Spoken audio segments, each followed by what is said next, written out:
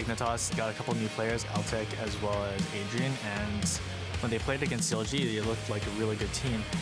Gonna put CLG's health bars in just that. 3 kills picked up already. Stixxay gonna drop as well. A triple kill for Altec, and it's only Huhi left alive. He's running for G-Lip, but the snowball is there. The attack in, the quadra kill. Playing TSM, it's probably always the hardest match. They're just like super strong, they get like their shit together, and then they just crush everyone. TSM will take it 2-0. TSM going coast to coast for the win. TSM another heading the Rift Rivals off a 2-0 win over Immortals. One win or one loss can just change the standings completely. So it'll be important for us to take this one.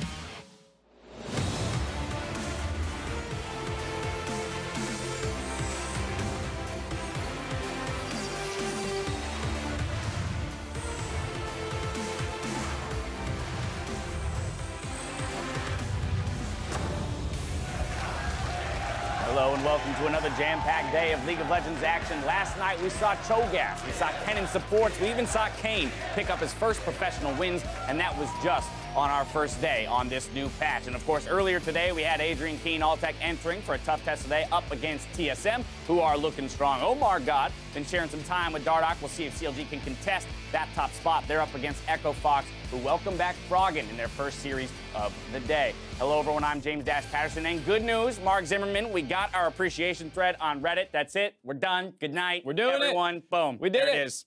I mean, once you hit that, there's really nothing left to do as a caster. So you gotta get out. Yeah, you like there's the door over there, like I'll be out after the A block. But within this, I definitely want to call it my favorite comment from the Reddit thread itself. This one stood out to me. To be fair, Dash does well with literally everyone. I'm not trying to discredit Mark, but Dash is in his own class as far as dynamics goes. It's a little crazy that we got like that Reddit thread the night that as we ended the day, we went for this with stick shift.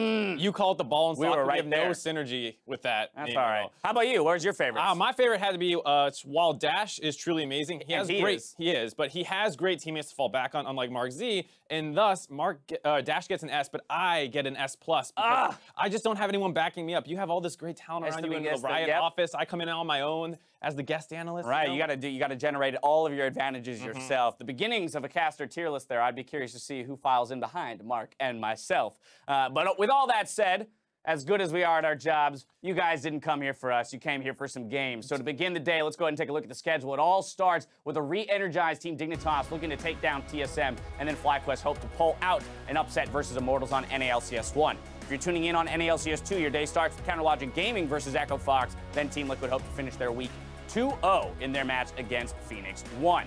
Once again, I'd like to start our discussion by pulling up the standings and see these small changes coming through as a result of Friday's games. We still have that three-way tie at the top, but let's talk about Envy. Right, that was a surprise loss coming in against Team Liquid last night. This is right after they beat C9. We're starting to say they're figuring things out. It looks like they're going to start pushing up there with Dignitas, and then they drop one to what was kind of considered the worst team in the LCS. It's good for Team Liquid to pick that up. It actually ties them with Phoenix 1, a team that, funnily enough, we were all hyping up to be the next like great team that's going to push into the playoff picture. Exactly, coming off of Rift Rivals, there was so much hype around the differences that Mike Young and Xpecial had made for this roster. They perform well overseas. They come back and immediately go 0-2.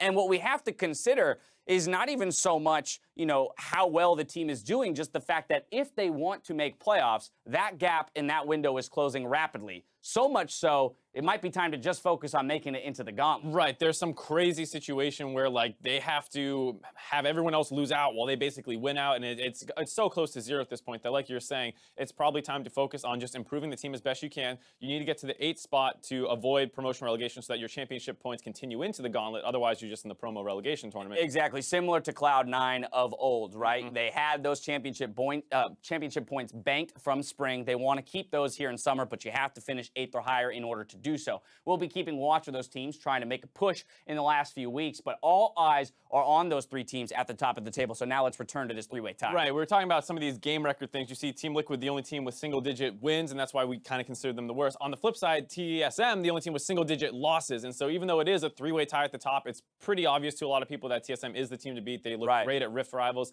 They're coming back here. They're going to have a hard test versus Dignitas today, a team that was also #1 at one point this season. So there's going to be a big battle to see if Team Dignitas Dignitas can get back up there. On top of having just single-digit losses, let's recall that they struggled the most at the very beginning of the split when people were saying, hey, there's that MSI hangover, as well as integrating Doublelift back into the roster. They've only picked up steam throughout this summer split, and they look to be finishing strong. Let's talk about the Dignitas team, though, because as you mentioned, they at one point were at the top of the table, had lost that, but more recently are gaining momentum again. Another team that has done a couple roster swaps, the bot lane with Altec and Adrian seem to be working out a lot better. They play with the Tristana and the Kalista, a pretty solid bot lane meta that existed, that started to exist, and now moving into 7-14, maybe we get to see them adapt to this patch, because as we saw, everything's in flux a little bit, but in their 2 victories last week, they were able to use Nunu to great effect to kind of work with their aggressive Baron shot calling, and now with Cho'Gath being one of the premier picks, another champion that has some of that kind of true damage to neutral objectives, you could see a situation where they start prioritizing that one very highly, and it ends up in a very difficult team to ban out where you have all this bot lane focus and now all this neutral objective control in the jungle. In this patch, there are 3 champions that are well within the meta that have incredible objective control in Nunu, Cho'Gath, and in Kalista. So teams that have well practiced around the Baron, Elder Dragon, and the likes will succeed on these patches if they're able to get their hands on picks like that. Now, while we talk about those picks specifically, let's talk about the remainder of the patch 7-14. Again, last night we saw Kayn pick up multiple wins under Contract's control. I mean, he was absolutely stomping kids. Right, and you see the power of this champion, especially with being able to get a super leash, gets him off the ground early on, and then like Rek'Sai, he has a lot of unique gank paths, the fact that he can cut through terrain, and then once he gets his ultimate, he can start using that to make some pretty creative dives. You see there dodging out on the Tornado Bio special. He can also use that to avoid some focus where when he was forcing a couple dragons, teams tried to blow him up so they lost the smite, and then he could use that to survive, and this team was able to fight without him. And I like it because it creates a really big contrast between the tank jungler meta that's developing, but still having some serviceable, aggressive junglers, assassin-like junglers in Kayn, even Kha'Zix can still be played. And you are seeing a little bit of a struggle for some of the Duskblade players. We were expecting that to become very strong in this patch, but tanks have kind of overshadowed them a little bit, and so when you saw the Jhin picked into triple tanks, that's a really difficult time chewing through all that HP. And as a result, maybe despite how strong this item is in solo queue, not as overpowered as you would think in competitive. It's a matter of outpacing the tankiness of the opposing team, and it's exceptionally hard to do in organized team play. Well, there's nothing left for us to discuss here, so it's time to send it over to the casters to get us into the games. Enjoy. Thanks, Dash. Hello, I'm Julian, Patriot Time Cut, and choosing to go Shadow Assassin for our first cast of the day is Isaac Azael Cummings. Should I be invisible or something? I don't know. Maybe you'll get better as the series continues. We're loading up for our first series as Logic Gaming face up against Echo Fox. Now, last week, CLG showed some weakness that compounded into a surprise loss to Team Dignitas. Yeah, and I mean, CLG have always been a team to show some inconsistency, right? They have some very strong performances. They sometimes show some weaker performances, and they're trying to prove that they are the best team in the league. That has been their goal, I think, all split long. You know, heading back even to their first match against TSM, they talked about how they had to beat TSM to be able to prove that they were the #1 team, and they're still kind of working back towards that. We've also seen this new development with Omar God starting to swap in for Dardoch. Dardoch obviously sitting down today. He's going to be the starter for game 1, but we don't really know what the reasoning there is. Does the team just play better with Omar God? Are they just trying to get him some games? Are they trying to work on a sub? Like, what is going on? No one really knows. Yeah, and we'll be looking at substitutions for Echo Fox as well, who have shown zero hesitation in subbing out even some of their star players. Yeah, and if you ask a lot of the community, they would say they're not showing enough hesitation for subbing out some of their players. I mean, especially people have been asking, where's Froggen? Well, he is going to be starting today, but last weekend he was very conspicuously missing as Echo Fox went 0-2. They had multiple games where they were swapping 3 people out at a time. They win a game, they swap 3 people out. They lose a game, they swap 3 people out. There doesn't seem to be too much rhyme or reason other than the fact that they're trying to run this full 10-man squad, and they are fighting for playoffs. Which is getting pretty tough at this point. Maybe not the best time to be messing around, but we'll take a look at the starting lineups. On the blue side, it's who we expect on Counter Logic Gaming. In the top lane, Darshan, Dardoch back in the jungle for this game. Mid laner Huhi, bot laner Stixxay, support aphromoo, and Coach Six. And facing them today on the red side is going to be Echo Fox. In the top lane, Brandini. In the jungle, Grig. In the mid lane, Froggen. Bot lane, Mash, support Gate, and Coach and Arrow. And I think for both these teams, I mean, we really are at the point of the season where you can't be making too many dramatic changes. And I think that was, for me, the biggest surprise about why Echo Fox were changing so much. I mean, I don't mind giving Froggen, you know, some time off. Maybe he wants a break. Just, you know, get your sub players some time because they have been so big about playing with their roster. But maybe do it 2 weeks ago, not last week in week 6. Yeah, or I mean, 6 weeks ago. Yeah, right? You know, maybe at the start. Week 1. It's one of those situations where I think it does get a little bit tough. If they truly believe that the best version of their roster is this 10-man squad, then that's great, right? But it's something that you want to have consistency with if you're still fighting for playoffs. And you know, maybe at this point they've just accepted, hey, we're not going to make playoffs. We're just trying to improve for the future and avoid relegation. Well, maybe, but we'll see what happens here in Champ Select as CLG will start on that blue side. Echo Fox hanging out on the red, and 714 has brought a huge slew of changes to the game. I personally have been excited to cast the games because they've been quite fun, and things like this happen where Talon gets banned on blue side. Yeah, I mean, Talon is pretty insane with Duskblade of Drakthar. Not surprised to see that getting banned out. If Froggen wanted to play it, he's having a laugh about it. But there's a lot of different options, right? People have kind of talked about this dichotomy of assassins versus tanks, and tanks kind of win out there, but the assassins can still be exceptionally useful against a lot of the other members of the team. And I think that some teams have very different interpretations of the new meta than others. And I'd also say that some teams have not really caught up or understood the meta just yet. I mean, I'm thinking very heavily of Cloud9's games yesterday. Their Game 2 draft showed that they really did not know what they were doing against tanks in a draft, right? Drafting things like Jhin and Taliyah as your only damage to kill off multiple frontline comps, that's not going to work. So people need to keep that in mind more. You need high consistent DPS if you're going up against tanks. Sometimes that gives you a different kind of pool of champions they have to pick from. Yeah, it's kind of funny for Cloud9 because they also whipped out Kayn and had 2 wins on it, so clearly understanding some things but not everything, and there are just so many changes on this pad. And I mean, it could just be a one-off bad draft, like oops, you know, my mistake, whatever, but it's one of those situations where in a lot of these games I'm seeing things where it's like one team is getting both Maokai and Cho'Gath as jungle top, and they're going into things like, you know, Shen, which I feel A, can't really bully you in lane, and B, is going to get outscaled. And then if the team does not bring like hyper-scaling DPS in the form of like Cassiopeia or some sort of big AD carry, it gets so hard, because then if the game just stalls out, you pretty much lose by default. Well, we'll key back into this draft here. Zac, Elise, and Cho'Gath were Echo Fox's 3 bans. Talon joined by LeBlanc and Shen. Interestingly, Brandini's only champion that he's played this split of the LCS. Caitlyn was the first pick for CLG, and they actually are going to get Maokai on the back end of this rotation because Echo Fox decided on Sejuani and Thresh. Now, Thresh totally getting one of these picks, but Maokai to me seems to be maybe one of the best champions to be taking very early in a draft. Yeah, I certainly prefer Maokai pick over the Sejuani, simply because I don't really see Sejuani as much of a flex. Yes, it can go top, but we're really only seeing it jungle. It can go support as well. On this team list. But I do think that it's one of those things where Maokai is, to me, the best top lane tank right now, and probably the best tank jungler. Like, there is some argument as far as, you know, Cho'Gath and like the peak level of effectiveness that they could have, but Maokai is so simple and such a high baseline level of effectiveness that I think it's an extremely powerful flex pick for top and jungle. And it gives you a lot of flexibility to draft. Have to agree. And there's actually Soraka, so a bit of a throwback support pick there for Afro. Going to be pairing that with Stixxay's Caitlyn. Froggen looks like he might be back on Taliyah as he joins back into the NALCS. He's most played champion of the split, and certainly one that Echo Fox kind of seem to like picking just to shore up some of their mid to late game. It really does make sieging and taking objectives that much easier. And Froggen can also always go to a side lane, which he does love as well. Yeah, it certainly does. And I'd also say, as far as the Soraka pick, one of the things that's kind of interesting about it is if you're playing a more slow-paced team fighting style with tanks where the fights are kind of dragging on, well, Soraka becomes extremely effective. The longer a fight goes, the more heals that Soraka gets off, the more effective she's going to be. So while I do think they're going to have to play somewhat safe in the 2v2 bot lane, and that's why they're banning out, you know, high-pressure picks such as the Kalista Thresh bot lane has the fight open all-in. If you can't do that when you get to a team fight, if it's, you know, Sejuani and Thresh and Maokai and all these frontliners hitting each other, well, Soraka can really turn the tide of the battle. Certainly can, as Aurelion Sol and Jax got banned. So 2 target bans there for Echo Fox in their phase 2 bans.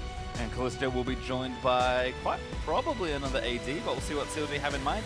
It is Camille instead, so another top laner taken away from Brandini as Mash flashes the Draven. Yeah, so the Camille ban, I think, is just in response to Jax, simply because Jax is actually a very good matchup into Camille. So that is why CLG, in my opinion, is actually responding with that. They're expecting that sort of pick, so you kind of ban out what your opponent's ban would be good against. And that does make some sense, but I think in general, you know, if you are looking to play a tank in the top lane, Jax is not something that you really want to play into that anyway, because they can kind of hold you at a turret. It's very hard to like burst them down. It's very hard to take these big advantages if you're fighting a wave clear tank. Well, Misfortune actually a pick there for Echo Fox, so certainly a champion that kind of fits into these Dustblade ADs that are coming. Obviously, MF operates very differently to a champion like Jhin, but something that we've seen probably definitely in solo queue. I'm not too sure around the world if it's been played in competitive, but interesting option here for Echo Fox. Yeah, it certainly has come out from time to time.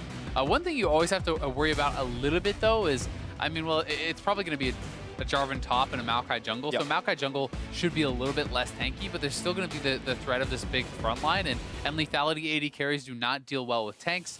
Misfortune does not deal well with tanks. This is someone who, you know, does not have move block, kind of is stuck there actually trying to punch through those targets. So we'll see if this composition is going to be able to kind of match up well against that of CLG, because with Jarvan and Maokai frontline supported by that Soraka, it could be tough for the Misfortune to kind of find their opportunity. That said, they do have a pretty strong wombo combo. If you can actually lock people up with the Sejuani ult, you have Thresh CC coming out of that. You can also combo that up very easily with Taliyah and the MF ultimate. So this is a very powerful AoE engage, and it just became even more powerful with the Rumble ult. So they are looking to catch someone like the Syndra or the Caitlyn, burn them down with their ultimates very, very quickly in a team fight. Standard counter pick there for Huhi in the mid lane. Echo Fox didn't really spend too much time protecting Froggen's mid pick there, but Rumble is the last pick as Echo Fox gave Brandini counter pick is curious here, and it kind of went from, yeah, like you said, a very straightforward front to back kind of engage heavy comp to now significantly more damage with still a decent tank coming through the jungle.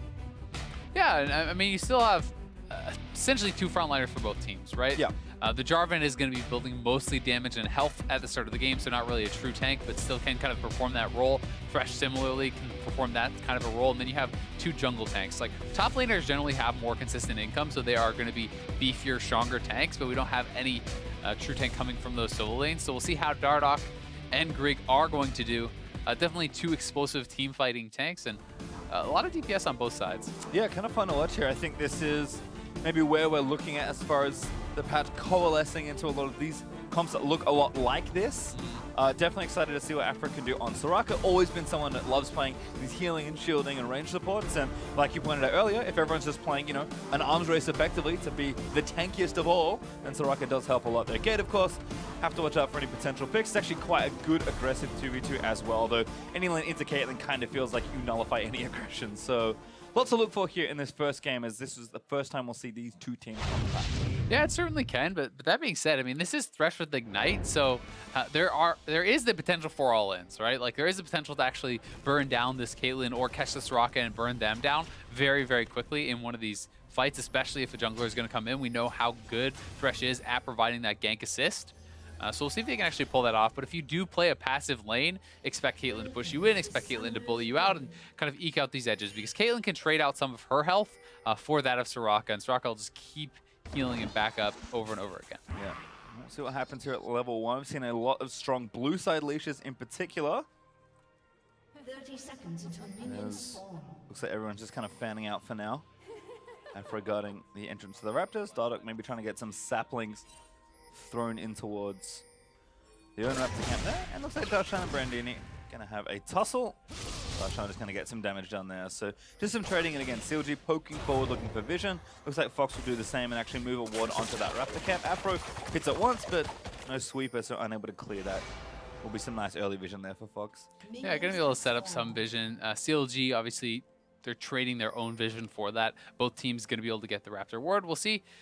There's not going to be any crazy leash, it looks like, happening right now, and I think that's the main reason that Echo Fox want to get some vision down. We've seen some of the leashes that you can do with Maokai, even in EU, having their bot lane leash a buff and then just pulling it back into the sapling while they're clearing on the other side of the map to essentially get level 3 at around 215. So you can pull off some pretty crazy setups.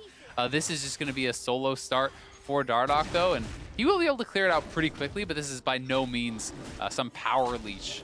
Yeah, I think it's been sort of interesting watching kind of transitioning back to tank junglers, how a lot of these aggressive jungle players kind of start to, you know, relearn some of their own tendencies. As Darshan got a great trade there onto Brandini, just smacking him all the way through the tri-bush. Yeah, and I mean, Dardoch without a leash, cleared the camp faster than Grig did with a leash, and his top laner gets a pretty big disadvantage off of that, taking quite a bit of damage, and Rumble wants to be someone who's able to push, so we'll see if this does actually come into play, but Grig's clearing just fine, and both junglers are going to be able to make their way around. Should be alright. It looks like Soraka Caitlyn running at full speed right now. Stixxay able to push that lane in. Afro getting some harassment down. No spell thieves, does have that coin. Oh, level 2 roam for Froggen. It's actually popping Ghost. Very aggressive here. Flash forward there for Gate. Ignite's already down on the Stixxay. Flash has been burnt. Froggen looking for that knockback in, but he doesn't actually have it. E goes down, and Stixxay walks away there. Oh, that's a pretty tough roam to actually make work when you don't even have all 3 of your abilities there, but they do get a couple summoners out, force 2 summoners. Unfortunately, it costs Echo Fox 4. So, I mean, it's a Ghost from Froggen, it's both summoners off Gate, and Mash's heal is down. I mean, if that's level 3 on Froggen, they probably can actually get that kill, but now you've kind of sacrificed the mid lane push, so actually quite a bit of CS and experience given up there from Froggen, and the bot lane ends up at an advantage.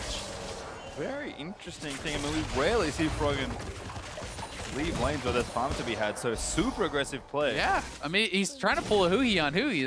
That's a level 2 roam, right? It's not a Reliant Soul, but making that roam down, certainly people would not normally expect it, and they're hoping to catch their opponents off guard. Had CLG not reacted so early, that might have just been a free early kill or two. So he's making that investment to hope that his opponents will not react properly. They do, so it doesn't really pay off, but I think it's a smart choice to mix it up like that sometimes, especially for a player like Froggen, who, as you said, if there's farm to be had, he's never really one to make that roam. And when people are not going to expect it, hey, mix it up a bit. Try to play to your own tendencies. Well, certainly unexpected, but not super successful. Unfortunately, CLG going to feel some pressure, but Stixxay again is building up a wave, denying whatever CS he can, and Mash and Gate, after blowing all of their summoners to go all in for that first blood, going to have to play even more defensively. So this bot lane starting to already tip pretty heavily in favor of Fox, and Mash has a Doran's Ring. Yeah, it goes back for an early Doran's Ring. So this is actually something I've seen players do on Jhin. I've actually seen Jhin start Doran Ring now, simply because if you're just using most of your mana to actually last hit and you're having to play pretty passively anyway, the mana regen you actually get, as well as the mana on last hit, is pretty impactful. So you can just look for this as more of kind of like a defensive farm it up type build. For Jhin, the thought process is, well, you just last hit with your Qs and so on and so forth. And it's going to be a similar idea here for MF.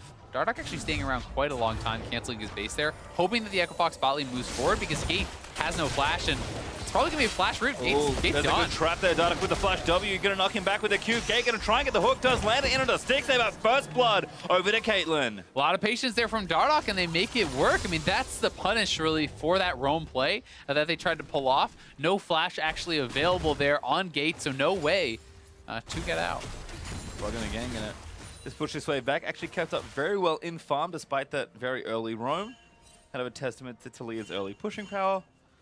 But looks like Froggen won't be able to do too much more of that until probably level 6. So just dipping out of lane and a clear ward and force Huhi back to his turret. Like you said, kind of pulled the Huhi on Huhi, so keeping him in lane does have benefits as well, but watch Dardoch's patience here in the setup. And I mean, aphromoo is just trying to bait, stepping forward into the Thresh, and Gate should know that aphromoo is going to play it kind of more intelligently than that. Going for that engage means his fate is sealed.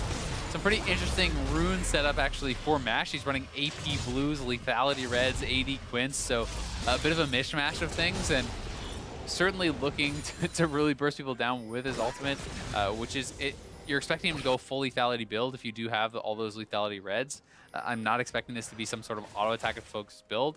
Very likely going to be a Ghost Blade or a Dust Blade into the other one, and probably just full lethality into Black Cleaver, and try to shred down some of the back line. You can see that there with 2 longswords. Started with 1, had the Doran's Ring, and now has a second building in towards that hammer. So certainly seen this be successful before. Not exactly sure what Mash's keystone is. That was the other thing I wanted to check. I think it's DFT. Yeah, Deathfire is definitely the standard when you are going for the lethality build, so that's certainly what you would expect him to go with. And it seems like more people are starting to experiment with AP blues for AD carries. We actually saw Apollo, I believe, go it on Jhin. He went AP blue. So these are some pretty interesting choices. Some of the champions that do have some AP scaling, you certainly have that as an option. But generally speaking, people would take MR or scaling MR or these sorts of things. Some players even will go with CDR on certain AD carries. But this is just a bit of a higher damage option. And since I guess they're not laning against any AP in lane. They're not really worried about that. But at the same time, for Mash, if he's not going to be building any MR and he has 0 MR runes, you're playing against a Syndra, right? Like, Syndra presses R, you will die. So that's definitely one of the big risks as people are going to be building into flat pen, and even having a bit of MR can greatly reduce the damage. Well, looks like a nice little freeze there on the bot side for Fox. Need to catch up pretty desperately in farm for Match, so we'll see if he can close that gap. Dardoch in the meantime, just casually stealing away the red buff. The old counter jungling Maokai striking again as Dardoch now level 6. Could prep for a potential dive in the top lane here. Darshan also level 7, so getting some damage down. Looks like Dardoch's moving up for it. I mean, you can look for it, but it's very risky against pretty much a full AP Sejuani, and Dardoch gonna have to be a little bit close and careful here as well. Huhi is moving up with 3 men, you can certainly do it, but Darshan's really low, and Grig is here also. I don't know. Maybe a bit of an overcommitment. There's the equalizer down, gonna force Darshan's flash. Grig also here to power up Brandini, and that's called off really quickly. Yeah, it has to be. I mean, it felt like they were trying to force it pretty heavily. Darshan was trying to push in that wave very, very hard, and the fact that they had already seen Dardoch kind of gave away the play, so Brandini moves forward, forces him off the turret, clears out the wave, and actually gets the flash as well. And Darshan is now put at a pretty big disadvantage because of this. That's actually a pretty sizable wave crashing into his turret. He loses about 2 waves, or at least a wave and a half fully with the experience as well, because he didn't even have his TP, so the play certainly has been turned around on him. Froggen also ghosted up towards that area, so good coverage there by the mid laner, but down a summoner spell. Granted, it's on a pretty short cooldown, but not going to have it for that next potential roam as Huhi grabs the blue buff, and Froggen will recall. Mash going back. There's that first eroded Zerk and the extra longsword, so kind of as expected, lots of early lethality, but Stixxay has a massive CS lead in this lane here with the BF sword already up. This Caitlyn's going to just feel so comfortable moving into that mid game. Yeah, and especially because they were able to actually donate the first blood over onto him. They had that guaranteed kill, so they're able to get it on the ideal target, and now even having the Zerker Greaves, he's just at such a strong position and going to be able to really get to that 2-3 item power spike that much faster. That being said, the Caitlyn nerfs were pretty significant as far as the late game goes. She lost actually quite a bit of scaling attack speed per level, which did end up being fairly significant when you get to the later stages. Brandini getting some damage down onto Darshan. Actually has a small CS lead here in top lane and holding onto his TP, although Darshan is back up soon. Gate looks for a hook. aphromoo just runs straight into the chicken pit and gets himself out safely. You can see the Echo Fox bot lane are trying to make some plays. I mean, the early Moby boost on Gate signifies that they want to move around the map. They want to try to get something done here. Even a red buff actually on Stixxay. So really prioritizing that lane. They know they have an advantage there. That's going to help them have some more lane dominance as it does actually expire. But either way, one of the things that sometimes is actually pretty overlooked about MF is the amount of move speed that she gets from her passive as well as from the W activation. You can actually make these roams a lot more quickly than most other AD carries because your move speed is so high. So especially in conjunction with that Moby Boots Thresh, if you can push out a wave, you can look to actually roam mid lane and try to set something up there. So Dardoch thinking about a dive here as wards do go down for Gate. Dardoch takes the blast cone back out to the river. So it looks like Fox kind of covering their bases there, but Mash back to the wave. Gate's going to help him out.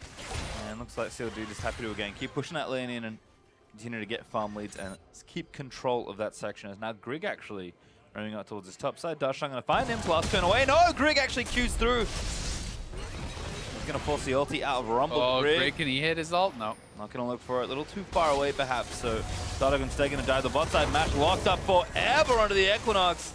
Dardoch able to get a kill. He just stepped on a trap. He had to have stepped on a trap to actually get silencing. Felt like that from aphromoo unless he just straight up stood on it. So we'll see it again, but either way, it looks like Mash just essentially gives up a free kill. They're trying to push for this top lane turret, but CLG should be faster and should be able to knock down this turret first, and they will get that first turret with 3 members here as well as the kill. So Mash falling very, very far behind, and CLG can even continue to push because there's actually no one here to contest this. Plus, their wave is still pretty sizable, whereas the wave on the top side for Echo Fox is really all gone. Yep, just does there. 1 caster creep left in it as Dardoch instead gonna move on to that Ocean Drake and decide that's the second objective they'll get with all the space they've created here in the play, but still really solid macro. As expected for CLG, just parlaying this bot lane advantage into this. So I'm guessing he stepped on a trap. We'll actually see. Yep, just walks forward, runs right back into the trap. Silencing field chain that up. So A pretty big oopsie. That was not a hidden trap by any means. Mash steps on it, gives up his life as well as that turret there. And the turret was certainly going to go down either way, but losing the experience to even more farm when Stixxay is going to have this big an early gold advantage is pretty rough, because this puts him at a spot where he's over 1,200 gold down pretty early just against his lane opponent. And you need to be like pretty strong on an MF to actually make these combos work, to make the burst combos work, because you're not really like that much of a scaling champion in my opinion. It's much more about the early spikes with lethality and trying to win in these team fights very early on. But if you get too far behind, you can't one combo people, and then you're pretty much irrelevant. Yeah, I was going to say, especially when you're going for these sort of builds, I think it can be tricky, but we'll see what Mash can get done here. Stixxay just rotating around CLG with pretty standard stuff here, but certainly something they have well practiced in their years as playing as a team. Stixxay just going to go full siege mode for the next few minutes and try and take down these turrets. Yeah, has a lot of attack speed, has the AD to back it up with the BF sword, so move around the map, try to take out all these outer turrets, as most Caitlyn's do like to do. If you can get that early bot lane advantage, they'll send Darshan bottom to continue matching against Brandini, and he's going to be having a little bit of a tough time of it because of the jungle attention. He got put a few waves back a couple different times, but as long as he's able to hold his own, that is still fine, and we'll see if Mash and Gate can do the same. Mash has his dust play, but it's kind of busy contending with creeps right now. Can't really start shooting champions, which is what you want with that sort of item, but still, see if the early power can convert into anything.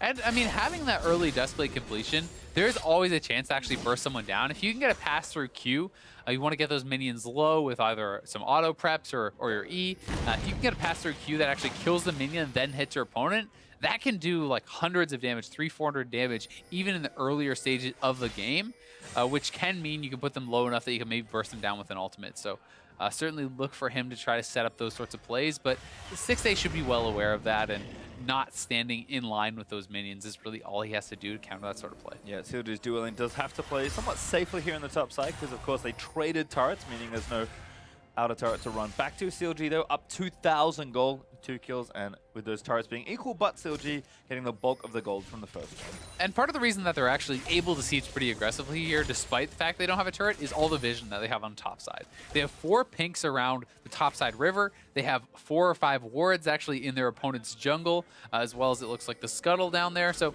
this is a big line of vision, and Echo Fox wants to be able to clear that out to actually threaten attacks on them, to threaten roams, to threaten ganks. And if they can do that, you'll see Stixxay is just going to back off, because he doesn't have a vision. If he doesn't have that, he can't actually siege aggressively. Yeah, you can see kind of 3 members of Echo Fox and even Froggen moving out into Fog of War. Instead, Echo Fox with Stixxay retreating are just going to go for the Rift Herald instead. So we'll see what counterplay CLG offer here. Looks like maybe a counter push mid is their option, as Froggen has dipped out and now actually pretty zoned off by this Syndra. The Swifty boots early from Dardoch is something you don't see very often anymore. It looks like Echo Fox will be able to secure this. We'll see if they can actually, they gotta grab the Herald. Okay, so they do get buffed, they should be fine. But Swifty boots definitely not that common. I feel like almost always now you see people just going for straight up tank boots because they are so incredibly efficient. But in this situation, I guess he's feeling like, hey, he just prioritizes the actual in-combat move speed. Wants to be able to get out on the map and make something happen. Froggen actually forced to flash away. Looks like Huhi had a stun lined up. Dardoch also going to move out, but just walks out with his very speedy boots.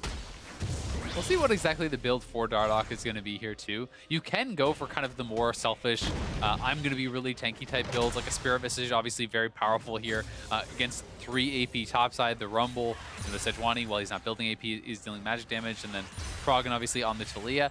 There is also a lot of other options, things like Righteous Glory and Knight's Vow are extremely powerful as well to be able to kind of buff up your team, look for engages, and also keep your carries safe. So there's a lot of different kind of thought processes about tank itemization now, and I actually think tank itemization is probably in the best place it's ever been as far as the game goes, because there's tons of different options. It's not the last time we had tank meta where you go Sunfire, Spirit Visage, Iceborne, right? That was literally it. Now there's actually so many different scenarios where different options make sense. The supportive routes, the more kind of greedy self-bully lane routes, and I think it's actually a pretty cool spot. I think so as well, and there's Aegis of the Legion actually for Dardoch, so we'll see exactly what that turns into. Should be a locket. I mean, it's possible he goes banner against, well, really almost no like auto attack sort of damage that's going to be in a side lane. If you're expecting it only to be Froggen or Brandini in a side lane, then Banner of Command actually can be a lot of pressure. But I'm not expecting Dardoch to do that. He doesn't seem like that kind of player. Seems certainly more to be the guy who prioritizes that team fight, I think. Although I don't think it would be a bad option. No, and then, like you said, there's just so many good choices. Like the fact that I said Aegis and your instant reaction was block it, but also maybe Banner, speaks a lot to exactly how much depth the role has right now. Yeah, and I think it specifically in this game, because there's, you know, if you have like a Jace or a J4 or Kled or something in the side lane, then they just kill off that Banner so easily, but Rumble cannot do that. Block it is obviously very good here as well, because if you're saying, well, the only way the other team wins a team fight is if they instantly burst us down, well, Locket denies that pretty heavily.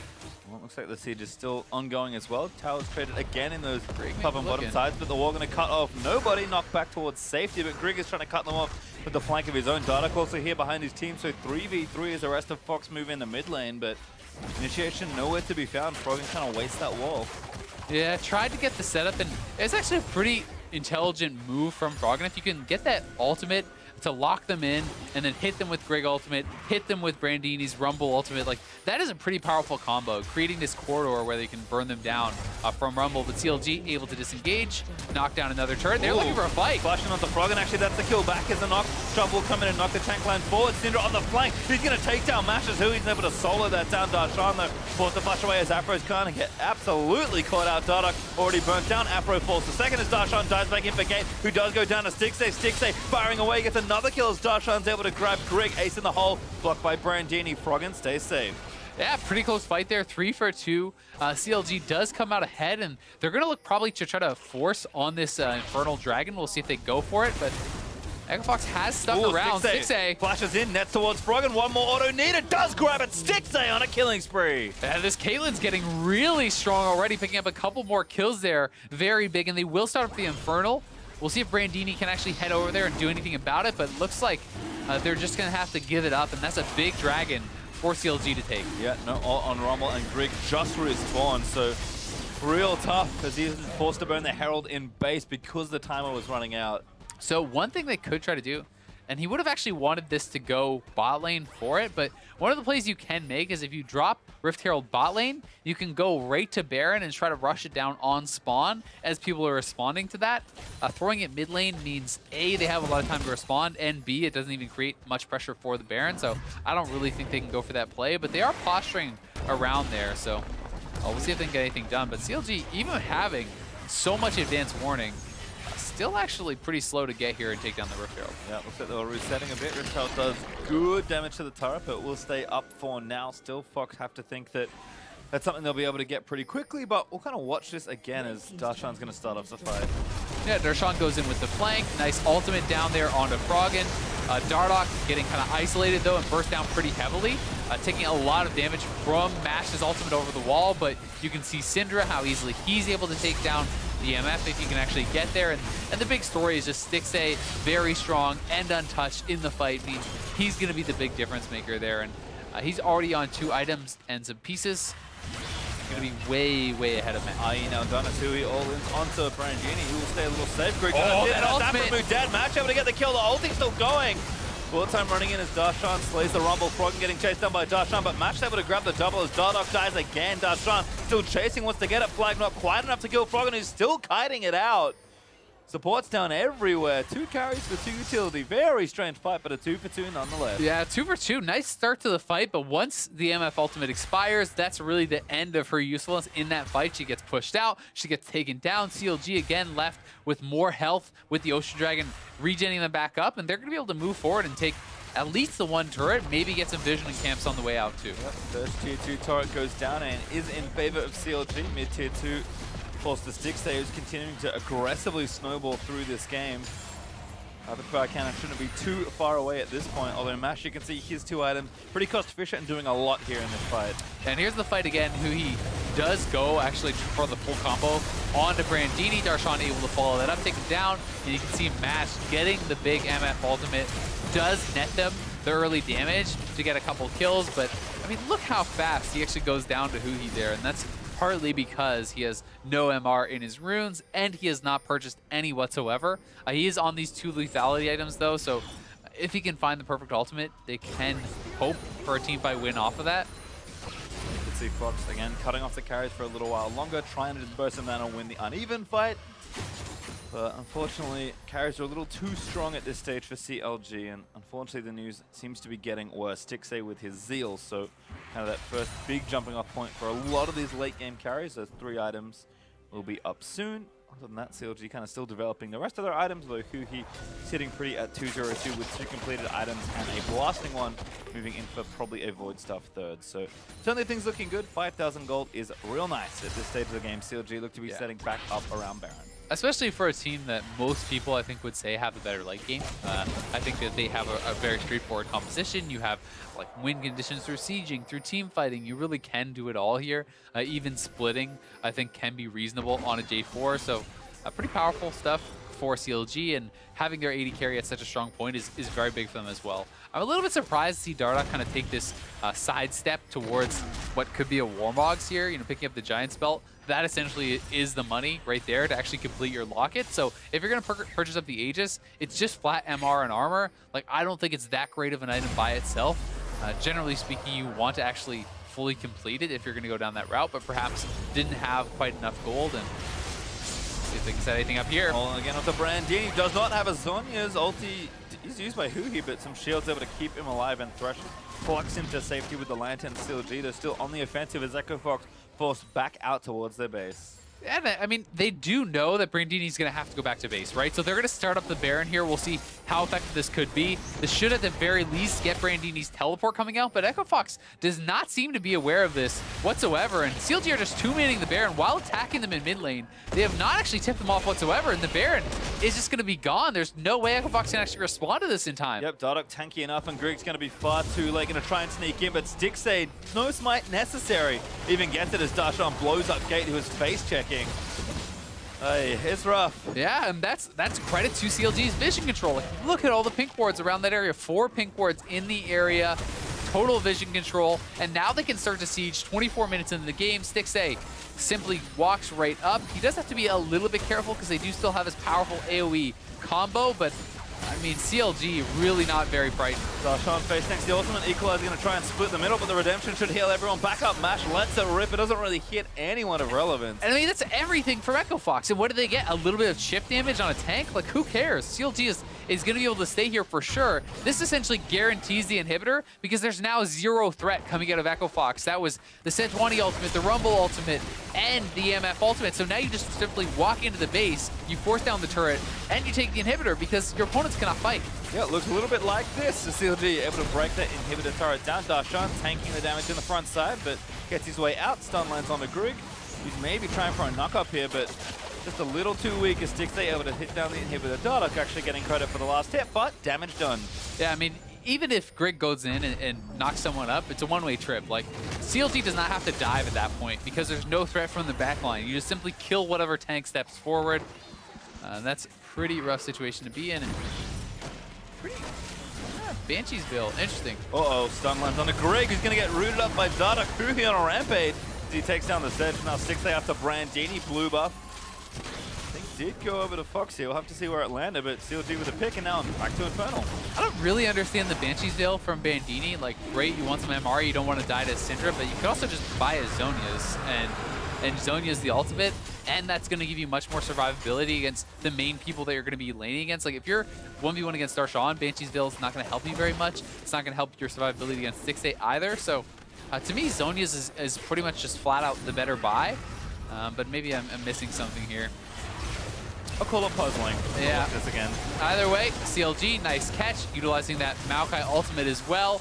Does catch over onto Brandini. I think had Stixxay been a little bit more used to playing with it, he would have known he could have chased around and perhaps picked up that kill as the root does land. Because the further the Maokai ultimate travels, the longer the root lasts. At full duration, it's like 2.5 seconds almost, maybe 2.4 seconds. So it's very long route, easily can be followed up with the Caitlyn trap, and you just kind of have to get good at judging if that's going to land or not. Yep, certainly could have been a thing there for Stixxay, but largely unnecessary as we've seen in this game. Double Infernal Drake for CLG, 9,000 gold ahead with an inhibitor already taken and still sieging with more than a minute left on Baron buff here in top lane. I mean, honestly, this game has really kind of looked like the series from Echo Fox last week. where they're just not putting up that much of a fight. It feels very half-hearted. It doesn't feel like they're actually fully committing to their comp. You know, when have we seen Grig flashing in, looking for a Sejuani ultimate? When have we actually seen their combo be pulled off even a single time? It feels like they're so hesitant. They bleed out objectives on the map, and then at this point, you're 10,000 gold down, 27 minutes in. Even if you find that perfect fight, do you even win? Like, it's so tough, and they seem to paint themselves into these corners time and time again. I mean, now Stixxay has a QSS. Now there's a Banshee's Veil on Huhi. They have these extra bits of protection that even if you can actually pull off the combo, it's probably not going to work. Looks like Dardoch did actually go for that warm-up, so maybe just being a bit more selfish is ult's going to keep him locked up, but Dardoch very tanky, able to soak up all this damage here, and CLG still firing over the wall, just going to wait for that to crumble and go back in as Froggen and Darshan looking for a 1v1, but Darshan way too far ahead. Nabbed Froggen, and Echo Fox going to try and chase him out, but CLG just taking the rest of their base. And I mean, I think this is about all she wrote for Echo Fox, as now your mid laner is down. Darshan could even TP back if he wants, but another inhibitor down. This game is looking pretty much done. CLG could even push for the win if they want, or they can go bot and get those final inhibitors. But Echo Fox is not even fighting. You're not going to fight at the first inhibitor. You're not going to fight at the second.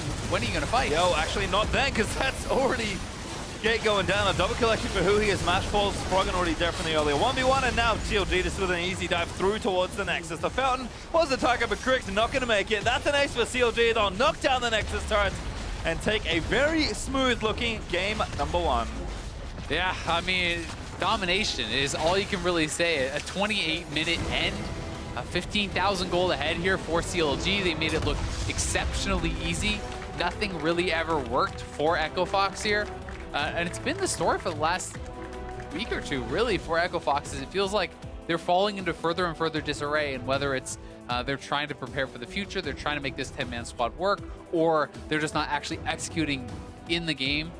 Whatever it is, Echo Fox really has been struggling and has felt like they're not able to put up much of a fight in these last couple games. And I think kind of an interesting one there for CLG, kind of looking at what did we learn in just one game on this patch, right? If you have a look at the team comp, I think in general, these are all picks I expect from CLG. The exception will be something like Maokai for Dardoch, but champion's so strong and so meta that, like, of course you're going to be playing it as an LCS jungler. Yeah, certainly. I think Dardoch did very well on it. I think that the Warmogs, made a lot of sense. And if you want to be that frontliner, soaking up all the poke from your opponents, you can back off, you can heal up. He farmed well, he ganked well, he basically performed his role, right? But every lane essentially ended up winning. Even Darshan, who was pressured very heavily multiple times, ends up 3-0-7, to the 0-2 and 3 for Brandini. So Darshan did very well. Mid lane was winning. Bot lane was winning extremely heavily. And at that point, if you can't actually force team fights and kind of execute on this powerful combo that you've drafted, you're going to stand no chance, because CLG moves around the map. They take all your turrets, they take your jungle, they take the Baron. It's just kind of cut and dry. Yeah, and I think we see that a lot in snowballed Caitlyn games, because that's just kind of how that works. But I mean, again, very straightforward stuff there, I think, in general for CLG. So we'll have a close look. We actually are going to break the game down here, exactly how this happened for CLG. Yeah. But for me, I didn't learn very much if I'm Echo Fox, something else that's like, well, these are picks I probably expected you to play anyway. Yeah, I mean, I think that there's nothing really to take away as far as like, oh, like this is some secret pick that we just have a counter.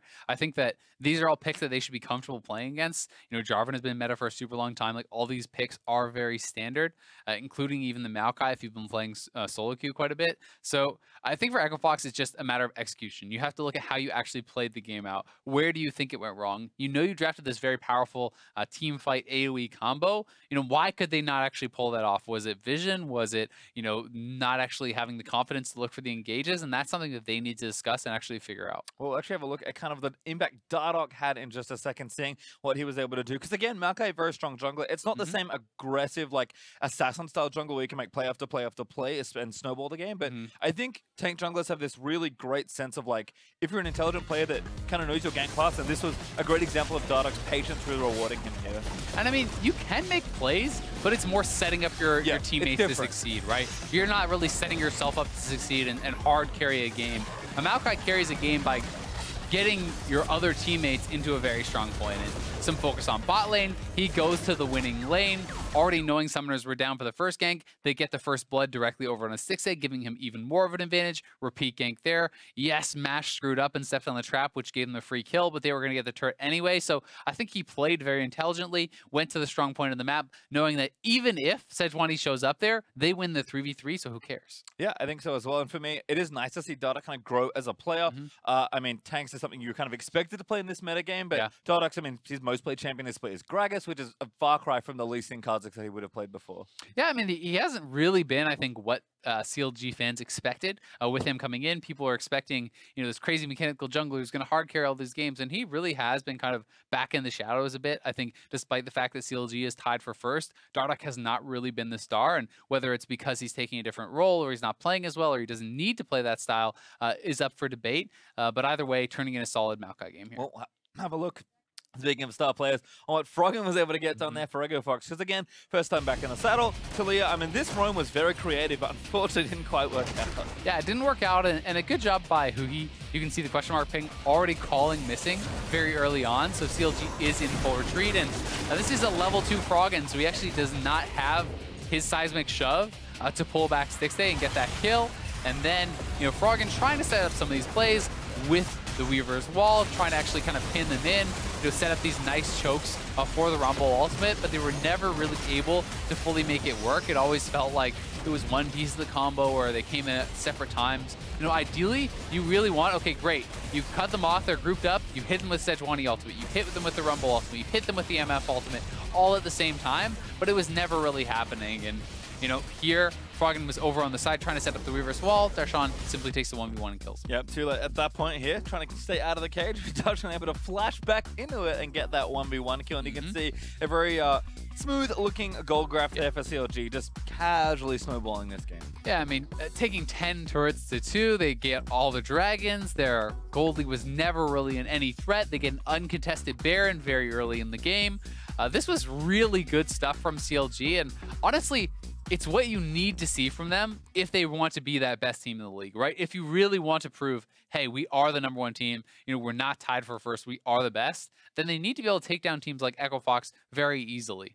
I think so as well, and I think again, only one game worth of speculation, but this may be kind of a world where CLG are really set up to succeed. Because I mean, Stixxay with a good front line, on the late game carries, it feels like CLG again. Every team will take to the patch differently, and I like that every team's kind of able to find what works for them. Yeah, definitely. And it'll be interesting to see if Dardoch is going to pick up things like some of these more kind of assassinate junglers like Kane and stuff. That would be pretty exciting because that is more traditionally the playstyle you look for. So seeing people find their own kind of niche within the pocket, like within the patch that works, it can always be pretty exciting. Well, only one game down, but we're taking a quick break. But when we return, it's game 2 between Echo Fox and Logic Gaming. Don't go anywhere. You're watching a North American LCS. Any audio changes for anyone? I would like people lowered a tiny bit. Can I get Henrik muted?